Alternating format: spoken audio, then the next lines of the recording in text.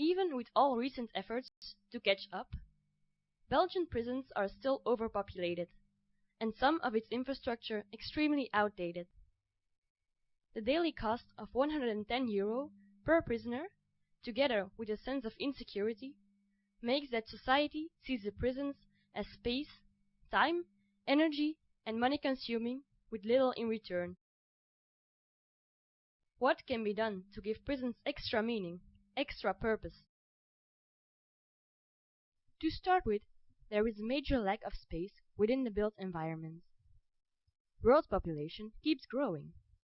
We have to find new ways to incorporate more people on the same amount of available ground, and we have to find another approach to incorporate prisons. Let us consider spaces where it is less likely to build, so that the space that is still available can be reserved for the expansion of everyday life.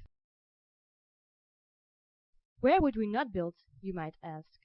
Well, in places where water dominates the landscape, in the sea, or places allocated or at risk for inundation. Global warming due to CO2 emission leads to the sea level rising and a changing climatic with more extreme periods of drought and rain. Areas for inundation are used to bear the overcapacity of water as long as needed. Due to low ground prices and its lack of usage, this space would be great for building prisons. Speaking of the changing climatic conditions, we should also consider the norms that are imposed by Europe for 2020. In spring of 2007, during the climate conference, not only the reduction of CO2 emission was discussed, but also the aspect of renewable energy and the primary energy saving goals.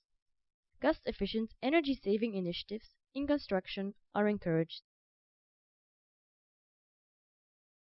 Our goal is to create a euro-neutral prison, which regains its own cost. This can be done by using completely renewable energy supplies and incorporate these in a new building typology for the prison. We propose to inverse the idea of a fortified building both on a physical and on an ideological basis. In other words, the fortress would not be used to confine a safe zone for society and at the same time ban danger outside the walls, but exactly the other way round, by containing danger inside and use its exteriority for the safekeeping of society.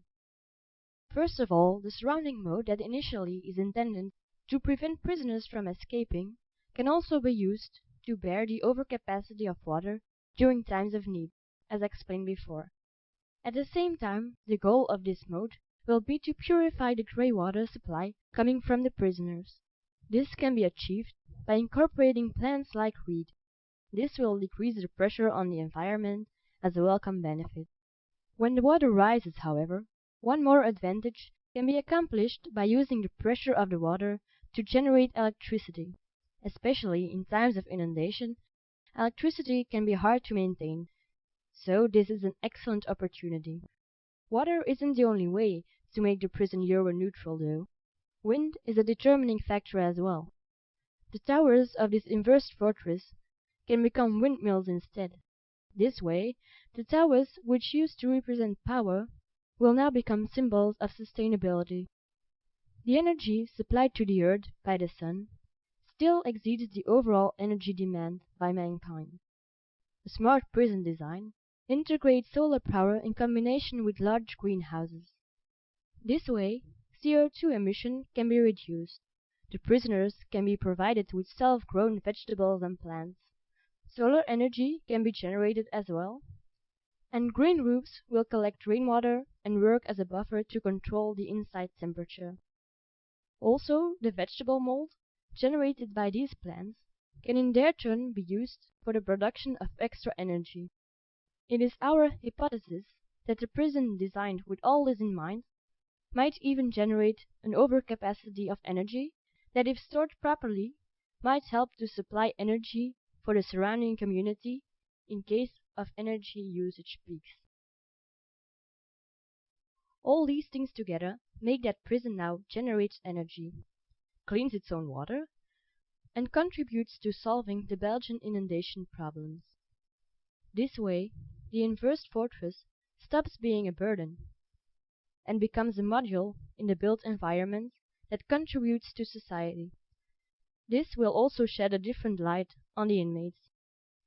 Their debts to society will be perceived differently, because indirectly, while being locked up, they help running this contributing module on the inside.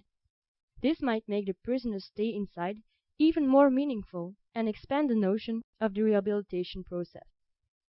At least it is one way for the prisoner to stay closer to society while serving time. All in all, such a prison design would change its typology fundamentally. This will lead to a completely new connection to society and its built environment, but also to new living and working conditions on the inside of the prison.